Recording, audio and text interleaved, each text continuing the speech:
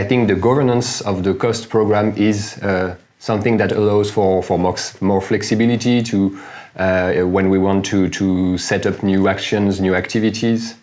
And there is also the inclusiveness policy, which is important because the Cost Association has now almost 40 member countries. And I think it's also very good that this intergovernmental structure allows each country to have its voice for the decisions, for the way the association is working and the program is implemented.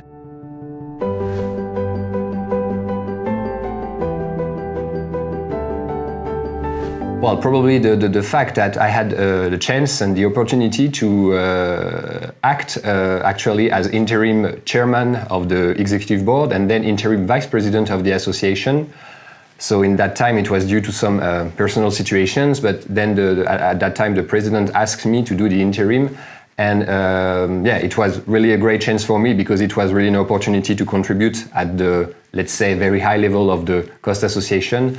And well, I had the impression that it worked quite well and that colleagues were overall satisfied. And yeah, so for me that was really a chance also because I was rather young for this kind of duty. Yeah, that's probably what I'm most proud of during my a bit more than 5 years in Cost.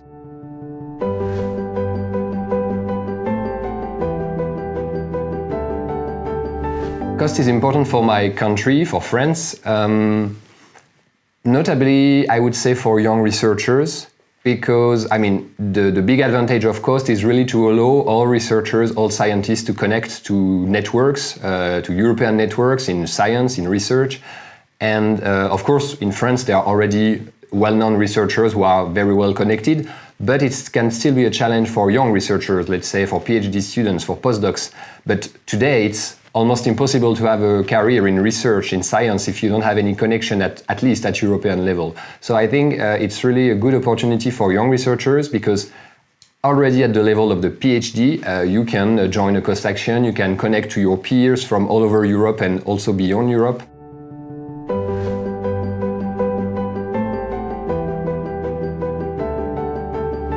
It has a unique contribution and a unique position compared to other European R&I programs, especially due to the openness of the actions, which it's actually quite simple. The fact that when a Cost action is starting, other participants can join later.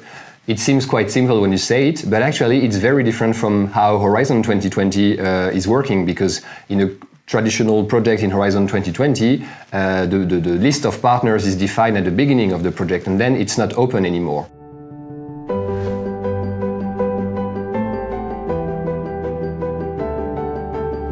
The openness nature of the Cost actions is very an important quality because any researcher, any scientist from Europe can join a Cost action. And it is really important because, I mean, we all know that research has to be collaborative. Of course, it is already collaborative, and Cost is not the only tool, the only program that allows collaborative research. But it's always important to have spaces for collaboration and to allow new networks to develop, because you can have new fields of research. You always need to have new opportunities for networks. You also have new researchers and new scientists every year, new PhD students, new postdocs. So that's why it's really important to have something somewhere which allows all the time researchers, scientists, including the young ones, to connect, because of course, again, research has to be collaborative.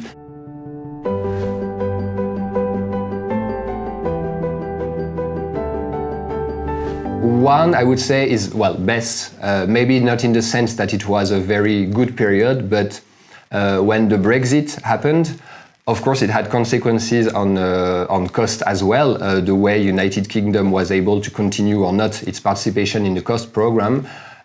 So it's not a best memory in the sense that we were happy about the situation, but it's a good memory in the sense that we really worked very hard on how to find solutions to ensure the continuation of the participation of United Kingdom in Cost. So that's more on the, let's say, professional and serious level.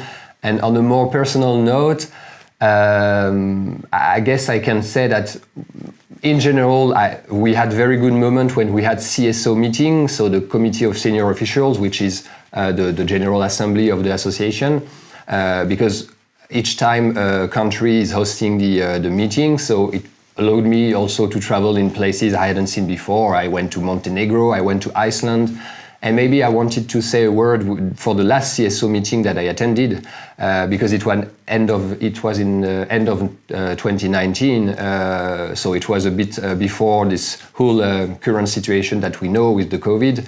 And the CSO meeting was in Cyprus, and it was hosted by colleagues whom I knew also from other duties that I had at that time. And it was really a particular moment, maybe because it was my last CSO meeting, but also because I knew the colleagues who hosted the whole meeting, the dinners. And I have to say, I really remember this as a very, very good time. So it was specifically a very good moment in COST.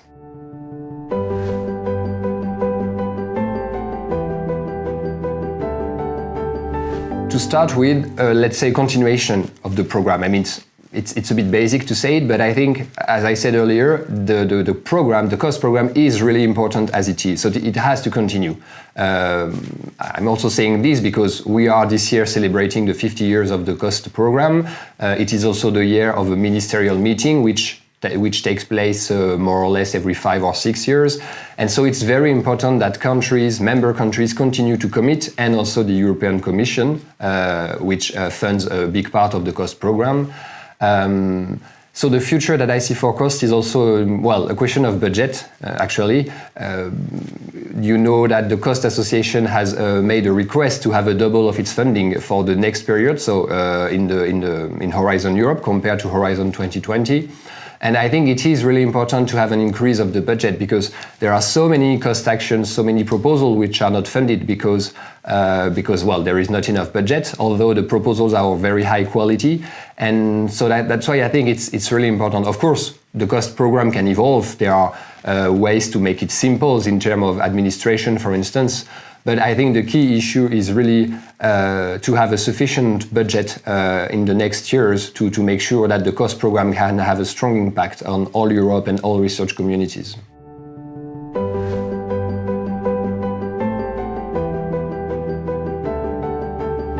Especially in the context that this new era now has a specific focus on what we call widening or inclusiveness, so the importance of having all European countries and all researchers from all over Europe contributing to research. So COST has a clear focus on this widening and inclusiveness aspect. So in that sense, it's completely in line with the new priorities of the era. Of course, it can also respond to other priorities of the era, such as open science, such as mobility of researchers. So for me, it's quite clear that COST has completely its place in this new era.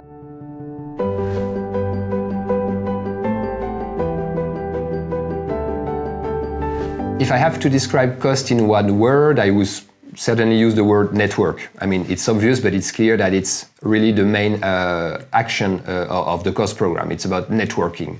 And if I should describe a bit more in one sentence, I would say that COST is really the open networking tool in the European research area, which allows all researchers, all scientists from all over Europe and also beyond Europe to connect to one another and to make collaborative research work.